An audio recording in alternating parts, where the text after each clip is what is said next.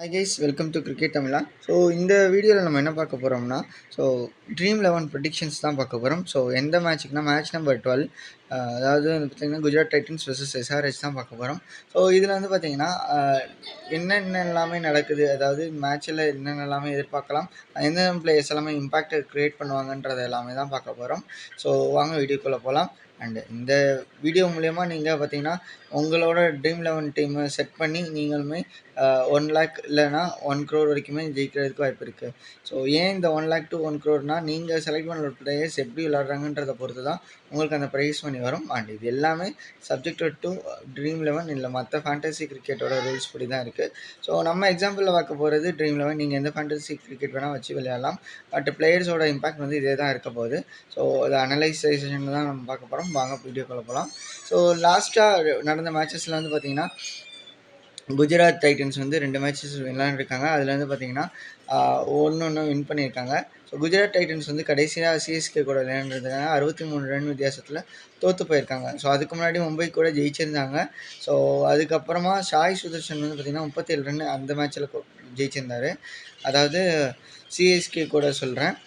And Gujarat டைட்டன்ஸில் பார்த்தீங்கன்னா இன்னொரு பிளேயரான Rashid Khan 2 wicket எடுத்து கொடுத்துருந்தாரு.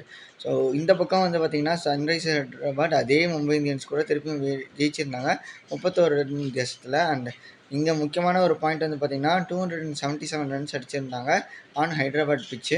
ஸோ இவங்களுக்கு ஒரு நல்ல அட்வான்டேஜஸே இருந்திருக்கு அந்த மாதிரி ஒரு காம்ப்ரஹென்சிவ் ரன் அடிக்கும்போது.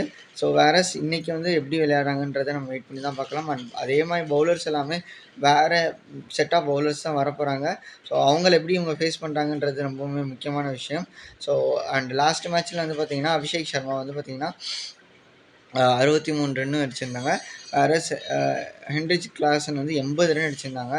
ஸோ இந்த அபிஷேக் சர்மா அடித்த பால் வந்து பார்த்திங்கன்னா 20 பாலில் தான் அடிச்சிருந்தார். வேறு கிளாசன் வந்து 30 பாலில் அடிச்சிருந்தார். ஸோ ரன் ரேட் வந்து பார்த்திங்கன்னா, அதாவது ஒரு ஸ்ட்ரைக் ரேட் வந்து பார்த்திங்கன்னா இவங்களுக்கு 250 கிட்டே இருந்துச்சு அபிஷேக் சர்மாவுக்கு.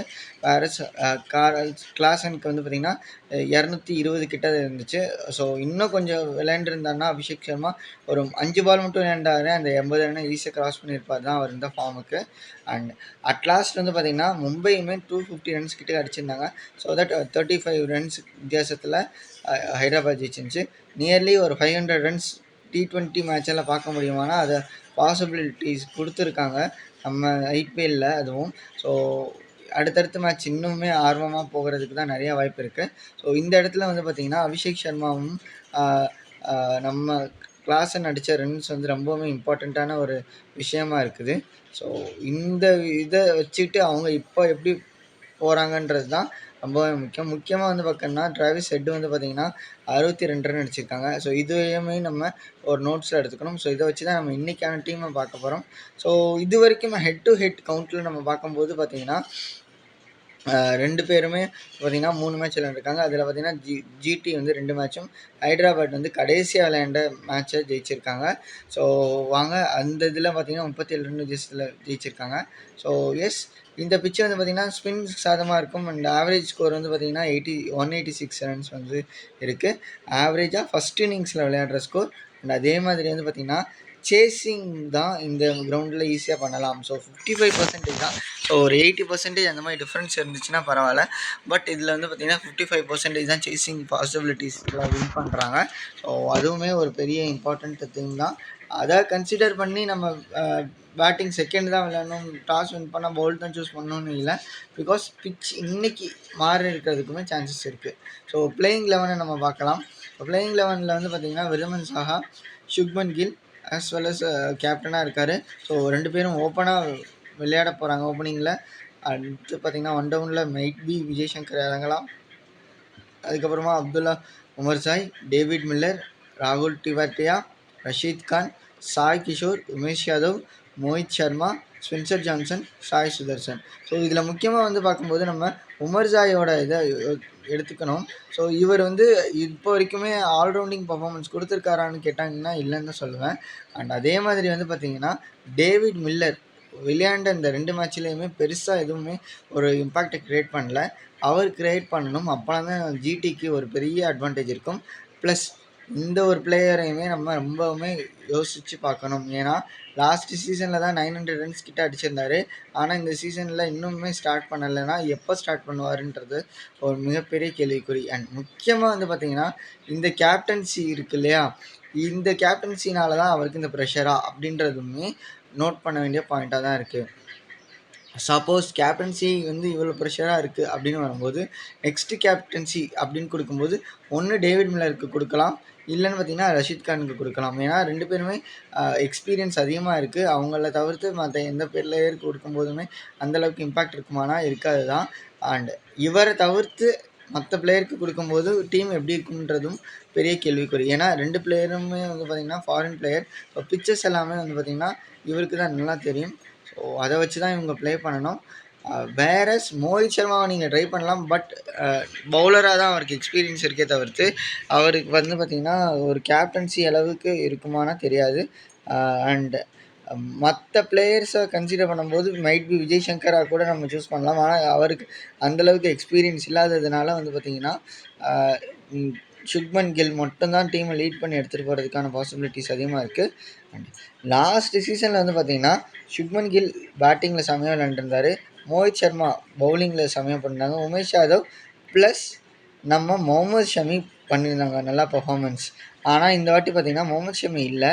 ஈவன் தோ உமேஷ் யாதவும் சரி, மோஹித் சர்மாவும் சரி, அண்ட் சுக்மன் கில்லுமே சரி இன்னுமே பேக் டு த ஃபார்ம் வராமல் தான் இருக்காங்க. அது வந்தாங்கன்னா தான் இந்த டீம் ஒரு மிகப்பெரிய வின் எடுத்துகிட்டு வர முடியும். அந்த வின் இவங்களுக்கு நிச்சயமாக தேவை. ஏன்னா மும்பை இந்தியன்ஸ் கூட ஃபஸ்ட்டு மேட்ச் விளையாடும் போது பார்த்திங்கன்னா அந்தளவுக்கு இவங்க ஒரு சூப்பரான வின்னெல்லாம் சொல்ல முடியாது. அவங்களுமே கிட்டத்தட்ட சேஸ் பண்ண வந்துட்டாங்க. அண்ட் லாஸ்ட்டு ஒரு 2 ஓவர்ஸ் 3 ஓவர்ஸ் வந்து பார்த்திங்கன்னா பவுலிங்கில் நல்லா சேஞ்ச் பண்ணியிருந்தார் with guidance of Ashish Nehra. அவர் சொல்ல மாதிரியே தான் கரெக்டாக போட்டிருந்தாங்க. முக்கியமாக சொல்லணும்னா ஸ்பென்சர் ஜான்சன் வந்து நிறைய பேசிக்கிட்டு இருந்தாங்க ஆஷிஷ் நெஹ்ரா கூட. அதே இது தான் அவர் இம்பேக்ட் பண்ணாரான்னு சொல்லிட்டு தெரியல. அண்ட் அது அவங்களுக்கு ஒரு வின்னையுமே கொடுத்துச்சுன்னு தான் சொல்லணும். அண்ட் ஃபஸ்ட்டு மேட்ச்சில் வின் பண்ணுறது வந்து ரொம்பவுமே இம்பார்ட்டண்ட்டான விஷயம். ஏன்னா அதை வச்சு தான் அந்த சீசனே போகுது. ஸோ அதில் அவங்க வின் பண்ணியிருந்தாங்க. ஆனாலுமே வந்து பார்த்திங்கன்னா செகண்ட் மேட்ச்சை வந்து அவங்க ஈஸியாக லூஸ் பண்ணிட்டாங்க. ஒரு அட்டாக் பண்ணணும் 200 ரன்ஸை நான் சேஸ் பண்ணணும் அப்படின்னு வரும்போது சிஎஸ்கே கூட பண்ணாமல் தான் இருந்திருந்தாங்க. பார்க்கலாம் இவங்க எப்படி இதை எடுத்துகிட்டு போகிறாங்க இந்த மேட்ச்சை. ஸோ இந்த மேட்ச்சில் தான் தெரியும் இவங்களோட கேப்பபிலிட்டி திருப்பி எடுத்துகிட்டு வராங்களா இல்லையான்னு சொல்லிட்டு. ஸோ அதே மாதிரி வந்து பார்த்திங்கன்னா இந்த பக்கம் ஹைட்ராபாடோட டீம் பார்த்துக்கலாம். ஸோ ஹைட்ராபாட் டீமில் வந்து பார்த்திங்கன்னா ரொம்பவுமே ஒரு முக்கியமான ஒரு விஷயம் வந்து பார்த்திங்கன்னா இங்கே கிளாசன் இருக்கார். அதே மாதிரி பேக் டு த ஃபார்மில் வந்து பார்த்திங்கன்னா ஐடன் மார்க்ரம் வந்துட்டார். முக்கியமாக சொல்லணும்னா ட்ரெவிஸ் ஹெட். ஸோ ஒரு இம்பேக்ட் பிளேயராக இருக்கும்போதுமே அவரோட எஃபெக்ட் நல்லா தான் இருந்துச்சு. ஸோ அதை அவர் பூர்த்தி பண்ணிட்டு தான் இருக்கார். ஸோ இந்த 3 பிளேயருமே விளையாண்டாலே போதும் சூப்பரான ஸ்கோர் வந்துடும். ப்ளஸ் இது இல்லாமல் வந்து பார்த்திங்கன்னா மயங்க் அகர்வாலும் இருக்கார். ப்ளஸ் அபிஷேக் சர்மா, அப்துல் சமாத் வந்து ஃபஸ்ட்டு மேட்ச்சில் நல்லா விளையாண்டுருந்தார். அபிஷேக் சர்மா இந்த 277 ரன்ஸ் அடிக்கிற மேட்ச்சில் சூப்பராக விளையாண்டுருந்தார். இந்த விஷயத்தில் வந்து பார்த்திங்கன்னா அபிஷேக் சர்மா, அப்துல் சமாத் 2 பேருமே ஒரு இந்தியன் பிளேயர். இவங்களுமே நல்லா தான் விளையாண்டுட்டு இருக்காங்க. ப்ளஸ் மயங்க் அகர்வால் இன்னும் பேக் டு த ஃபார்ம் வரலை. அண்ட் பேட் கமின்ஸ் விக்கெட் எடுக்கிறாரு. பட் எக்ஸ்பென்சிவாகவும் இருக்கார். அண்ட் மிட் ஓவர்ஸில் தான் இவரால் ஈஸியாக போட முடியும். ஸோ டெத் பவுலிங் வந்து அந்தளவுக்கு இவர் பண்ண முடியல. அதே மாதிரி இந்த பவர் பிளேலையும் இவர் போட்டாங்கன்னா ஈஸியாக அடிச்சிடுவாங்க. ஸோ இவர் மெயின்டைன் பண்ணுறது வந்து பார்த்திங்கன்னா கீ பவுலராக புவனேஸ்வர் குமாரை தான் வச்சுருக்காரு. ஸோ அவர் நல்லா போட்டு தராரு. அண்ட் மொத்த ரன்னையுமே இவர் கம்மி பண்ணி கொடுத்துட்றாரு. அண்ட் அதையுமே சிஎஸ்கே சைட்லேருந்து பார்த்திங்கன்னா நல்லா தான் அடிச்சிட்டு இருப்பாங்க. ஸோ பார்க்கலாம். அடுத்து பார்த்திங்கன்னா Unadkat and Umran Malik might be impact பிளேயராக கூட வச்சுருக்கலாம். ஸோ இவங்களுமே நல்லா பெர்ஃபார்ம் பண்ணணும். அப்போனா தான் இந்த டீமுக்கு வந்து பவுலிங் டிபார்ட்மெண்ட் கொஞ்சம் அதிகமாகும். பேட்டிங்கில் 3 பிளேயர் 4 பிளேயர் இருக்காங்க அப்படின்னாலுமே பவுலிங்கும் நல்லா பண்ணணும். ஏன்னா லாஸ்ட்டு 277 சேஸ் பண்ணும்போது கிட்டத்தட்ட வந்துட்டாங்க. இன்னும் ஒரு ஓவர் மட்டும் அவங்களுக்கு நல்லா கிடச்சிருந்துச்சுன்னா அவங்க அடிச்சிருக்கிறதுக்கும் நிறையா சான்சஸ் இருக்குது. ஸோ வாங்க இந்த 11 பிளேயர் யார் யாருன்னு சொல்லிட்டு பார்த்துட்டு அதுக்கப்புறமா இந்த நம்ம ட்ரீம் 11 கிட்ட போயிடலாம். So Travis Head, Mayank Agarwal opening இறங்குறதுக்கு நிறைய வாய்ப்பு இருக்குது. ஏன்னா இது நல்லாவே ஒர்க் அவுட் ஆச்சு. மயங்க் அகர்வாலும் ஹிட் பண்ண ட்ரை பண்ணார் தான். பட் அவருக்கு அந்தளவுக்கு லக்கு சாட்டிஸ்ஃபை பண்ணலைன்னு தான் சொல்லணும். அண்டு அபிஷேக் சர்மா ஒன் டவுனில் இறங்கும்போது அவருக்கு ஒரு நல்ல ஓப்பனிங் இருக்குது. ஸோ அந்த ஓப்பனிங்கில் வந்து பார்த்திங்கன்னா அவர் ஒரு புது பொசிஷன்னே சொல்லலாம். ஒன் டவுனா அபிஷேக் சர்மா இவ்வளோ இறங்குவாரான்னா கேள்விக்குறியாக தான் இருந்துச்சு. பட் இந்த வாட்டி இறங்கி இந்த வாட்டியுமே ஒரு பெரிய ஸ்கோர் கொடுப்பாருன்னு நான் எதிர்பார்க்கலாம். அதுக்கப்புறமா Aiden Markram, Klaasen middle order செம்ம ஸ்ட்ராங் 2 பிளேயரும். அதே மாதிரி அப்துல் சமாதும் அவங்களுக்கு ஈக்குவலாக ஒரு இம்பேக்டை கொடுப்பாரு. அதே மாதிரி ஷபாஷ் அகமதுமே ஃபஸ்ட் மேட்ச்சில் நல்லா தான் பண்ணியிருந்தார். ஸோ நெக்ஸ்ட் வந்து பார்த்திங்கன்னா Pat Cummins, Bhuvneshwar Kumar, Mayank Markande, Jaydev Unadkat. So Jaydev Unadkat பற்றி சொன்னீங்கன்னா நீங்கள் எல்லா ஃப்ரான்ச்சைஸ்லேயுமே அவர் விளையாண்டுருக்காரு. ஸோ சிஎஸ்கே, மும்பை இந்தியன்ஸ், சிஎஸ்கேவை தவிர்த்து மீதி எல்லா டீம்லேயுமே விளையாண்டுருக்காரு தான் நான் நினைக்கிறேன். ஸோ பார்த்தீங்கன்னா இவருக்கு தான் அதிக ஃப்ரான்ச்சைஸியோட ஒரு பாண்டிங் இருக்குது. ஸோ பார்க்கலாம் எந்தெந்த டீம்ல எல்லாமே இன்னும் போப்பாரான்னு சொல்லிட்டு. அடுத்தது வந்து பார்த்திங்கன்னா உம்ரான் மாலிக். ஸோ இவங்க மொத்த 11 பிளேயரும் இதுதான். ஸோ நெக்ஸ்ட்டு வந்து இம்பாக்ட் பிளேயர்ஸாக யார் யார் இருப்பாங்கன்னு பார்க்கலாம். For the side of Gujarat Titans. So Gujarat டைட்டன்ஸில் வந்து இம்பார்ட்டன்ட் பிளேயர்ஸ், அதாவது இம்பாக்ட் பிளேயர்ஸாக யார் யார் இருக்காங்க அப்படின்னு பார்த்தீங்கன்னா ஷரத் பியார், அபினவ் மனார், மோஹித் சர்மா, நூர் அகமது, மனவ் சுதார். ஸோ மோஹித் சர்மா தான் ஆப்வியஸ்லி இவங்க இம்பாக்ட் பிளேயராக எடுத்துகிட்டு வருவாங்க. அதுக்கு தான் நிறையா சான்சஸ் இருக்குது. ஸோ அதே மாதிரி வந்து பார்த்திங்கன்னா இந்த பக்கம் வந்து பார்த்திங்கன்னா Nitish Reddy, Washington Sundar, Umran Malik, Glenn Phillips, Upendra Yadav. So இது வந்து பார்த்திங்கன்னா கிளென் ஃபிலிப்ஸ் வந்து இங்கே எடுத்துகிட்டு வரதுக்கு சான்சஸ் இருக்குது. பேட்டிங்கில் யாராச்சும் சொதப்புனாங்கன்னா, வேற பவுலிங்கில் ஒரு இம்பாக்ட் கொடுக்கணும்னா உம்ரான் மாலிக் எடுத்துகிட்டு வருவாங்க. இல்லை 2 பேரையுமே பவுலிங்கில் இவரையும் பேட்டிங்கில் அவரையுமே எடுத்துகிட்டு வராங்களான்னு சொல்லிட்டு நம்ம வெயிட் பண்ணி தான் பார்க்கணும். ஸோ நெக்ஸ்ட்டு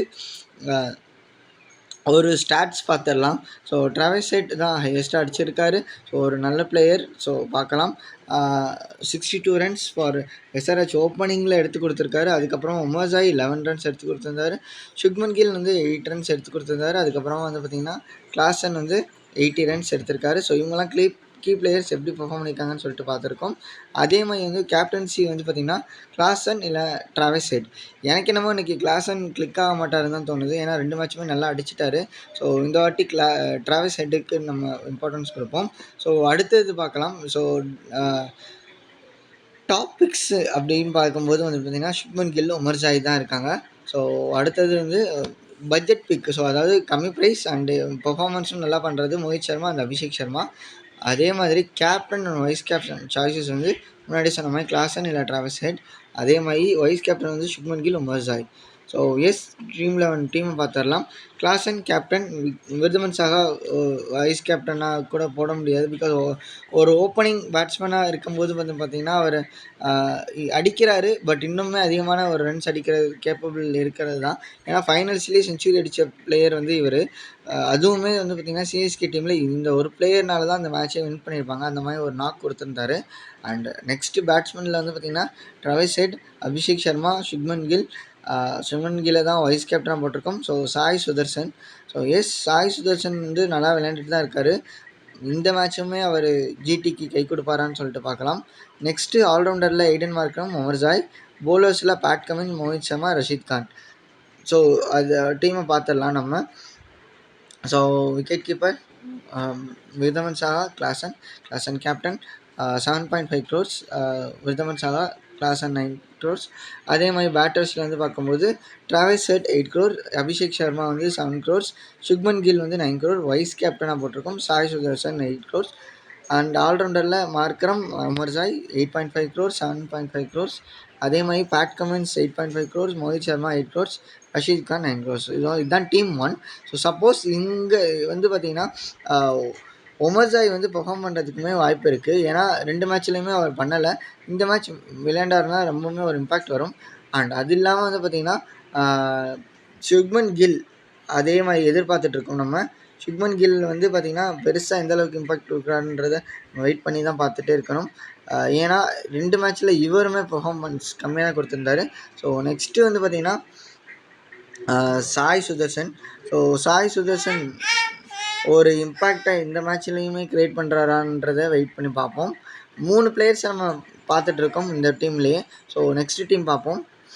ஸோ கீப்பரில் வந்து பார்த்திங்கன்னா விருதமன் சாகா நம்ம ரிமூவ் பண்ணியிருக்கோம். Klaasen, Travis Head, Abhishek Sharma, Shubman Gill, Sai Sudharsan. So Travis ஹெட்டை கேப்டனாக போட்டிருக்கோம். நம்ம முன்னாடியே சொன்ன மாதிரி கிளாசன் இன்னைக்கு கிளிக் ஆகலை அப்படின்னு பார்க்கும்போது ட்ராவிஸ் ஹெட் தான் அடிக்கிறதுக்கு வாய்ப்பு இருக்குது.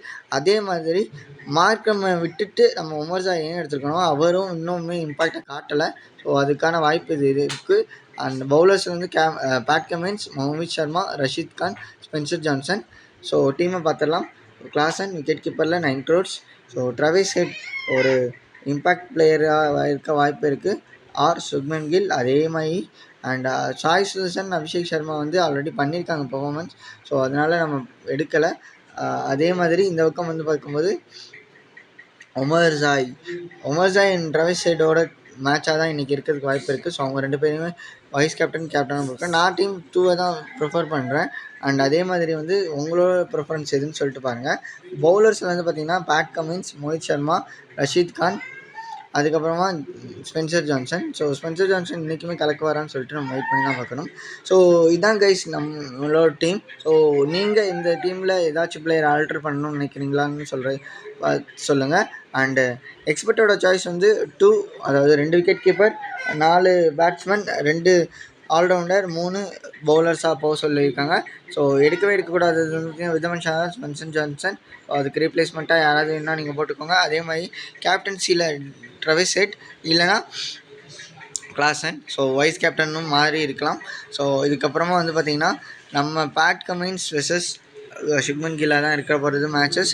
ஸோ அதில் வந்து நீங்கள் எந்த டீம் வின் பண்ணுன்றதை கமெண்ட் செக்ஷன் சொல்லுங்கள். ப்ளஸ் உங்களோட டீம் வந்து நல்லா பெர்ஃபார்ம் பண்ணுதா, அதாவது உங்களோட பிளேயிங் 11 யார் இருக்காங்க, அவங்களோட பாயிண்ட்ஸ் எப்படி இருக்குன்றதையுமே கமெண்ட் செக்ஷனில் சொல்லுங்கள். வீடியோ பிடிச்சிருந்துச்சுன்னா தம்ஸ் அப் கொடுத்து எங்களுக்கு சப்போர்ட் பண்ணுங்கள். அதே மாதிரி உங்கள் ஃப்ரெண்ட்ஸ் ஆர் ஃபேமிலி வந்து யாராச்சும் ஐபிஎல் இல்லை கிரிக்கெட் ரிலேட்டட் வீடியோஸ் பார்த்தாங்கன்னா அவங்களுக்கு இந்த வீடியோ ஷேர் பண்ணுவீங்க.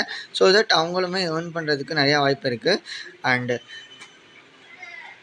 சேனலை சப்ஸ்கிரைப் பண்ணி வச்சுக்கோங்க. அண்ட் பெல் ஐக்கானை கிளிக் பண்ணும்போது எல்லா நோட்டிஃபிகேஷனும் வரும். அதில் ஆல்ன்றதை செலக்ட் பண்ணும்போது நான் போடுற வீடியோஸ் மட்டும் இல்லாமல் கம்யூனிட்டி போஸ்ட்டுமே உங்களுக்கு வரும். ஸோ தட் அதை நீங்கள் மார்க் பண்ணிட்டீங்கன்னா ஏதாச்சும் ஃபோட்டோவில் நான் இன்ஃபர்மேஷன் தரதா இருந்தால் அதுவுமே உங்களுக்கு ரீச் ஆகும். So thank you guys for your support.